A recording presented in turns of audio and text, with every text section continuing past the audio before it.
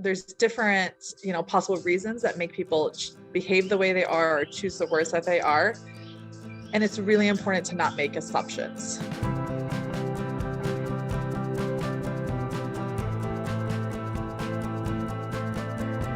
I am a pre-K through 12th grade school counselor in Egypt. I've been there for 4 years now. Feels like longer some days and sometimes shorter. So this week I've just been reflecting on, kind of my mental health well-being and what is one of the most instrumental to my mental health well-being while I'm at work and just even personally, and what I do that has the opportunity to impact others I'm around. When I was reflecting on it, it really came down to positive intent.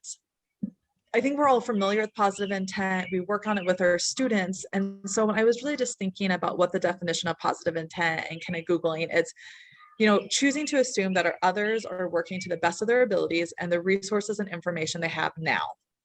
It's believing that we're all doing the best we can and that others aren't doing things to hurt us or wrong us or be mean, just etc. And I think, especially in our roles as counselors, we get put in a lot of kind of tricky situations with admins or parents or with students or with teachers. And, we get to do some of the, the fun, good stuff, but we also get some of the hardest situations and the ones where people are sometimes having some of the worst days of their year when they're working with us.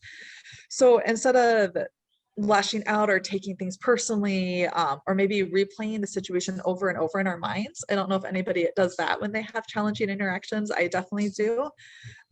It's really making that choice that we're going to give that positive intent from when a teacher is upset with us because maybe they didn't like our classroom lesson or they feel like we're not doing enough for their students, or sometimes it's difficult conversations with admin when ethics don't line up, because sometimes that happens as counselors. Our ethics are different than education and teachers' ethics, and how we have that, and parents and students, and even with our family. This positive intent is huge with our partners. I don't know, I have a 4-year-old. I have to choose positive intent sometimes, or with teenagers or in-laws. And so just such a huge dynamic. I love that someone added in-laws in the chats. Yeah, it's, it's universal. So when I practice positive intent, it reduces stress, my anxiety, it improves my sleep, and helps, my mood and just overall ability way I interact with other people. So when I am especially having a hard day, those are the days where it's not easy to choose it. So I try to remind myself, very rarely are other people thinking about me. They're thinking about themselves, and their behaviors are not a reflection on me or what I'm doing. And it's really important that we don't make ourselves the center of other people's universe, because everyone's trying to do the best they can, but they have their different views on it. There's different, possible reasons that make people behave the way they are or choose the words that they are. And it's really important to not make assumptions.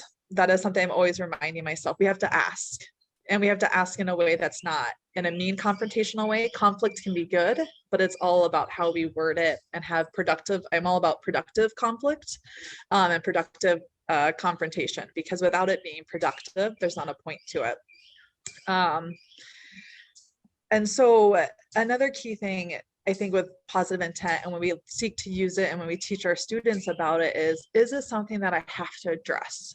Every time something comes up doesn't mean we always have to address it. There's times where we just need to let it go and acknowledge, like, okay, yep, that maybe wasn't the nicest, or, oh yeah, maybe they didn't need to do that, but can I just say they're having a bad day? A lot of the time I think we can, and we can let it go. And then other times, like, okay, we need to get positive intent, but maybe we need to go have that conversation, and wording it in a way that, like, isn't attacking us. Like, hey, you said this earlier, could you help me understand, what you mean, or help me understand more, because I'm not on the same page and I don't know what's going on. And bringing it up in a way that isn't putting them under attack, or isn't saying, you offended me, why did you do it this way?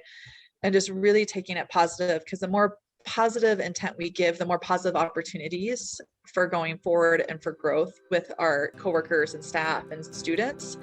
And it really helps. It helps open the door for growth and more collaboration.